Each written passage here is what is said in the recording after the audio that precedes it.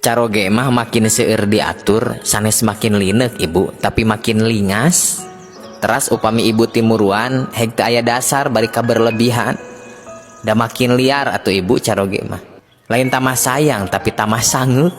Tiap sajam sakali ibu teh terus we ngaweaan misilkeun. Di mana ayeuna Pak? Kadenya jaga mata, jaga hati, jaga we sagalana, inget ka mama. Ingat bapak teh geus boga mama, geus boga budak.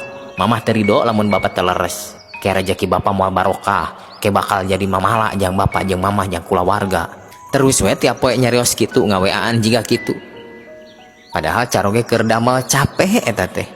Coba raoskeun ibu, ieu mah tong wakaku caroge, ieu mah ku ibu we anu ngadangukeun, kumaha karaosna.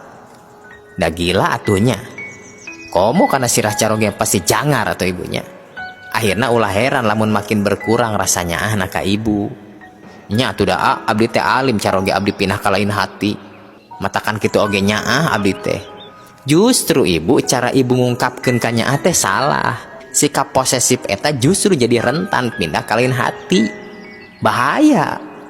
Proporsional we ibu. Cemburu itu adalah tanda sayang, tapi lamun geus posesif jeung curigaan jiga kitu tandana cilaka eta mah. Hate ibu sangsara, masalah beuki loba, caroge makin enek ka ibu teh. Kumaha tuh carana abdi supaya teu kitu? Yeuh carana ibu elmuna, pilari saseueur-seueurna kanggo sae sangka ka caroge. Caroge teu ngabales WA, oh nuju sibuk panginten kitu we, beres. Caroge telat uihna, oh macet panginten di jalanna. Entos lah mikir anu sae-sae we ibu lah. Insya Allah tenang kana hatena. Caroge ibu di luar teh aya dina kakawasaan Allah. Disaksi ku Allah, entos pasrahkeun we ka Allah. Mudah-mudahan caroge abdi teh sing ditangtayungan, sing disolehkeun, sing disehatkeun, sing dihasilkeun, entos we kitu.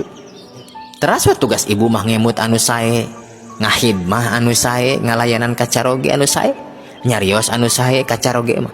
Bari teras didoakeun ku ibu teh. Upami nya caroge awan lampah di luar, heg ningali we kasolehan ibu jiga kitu, da mikir atuh ibu.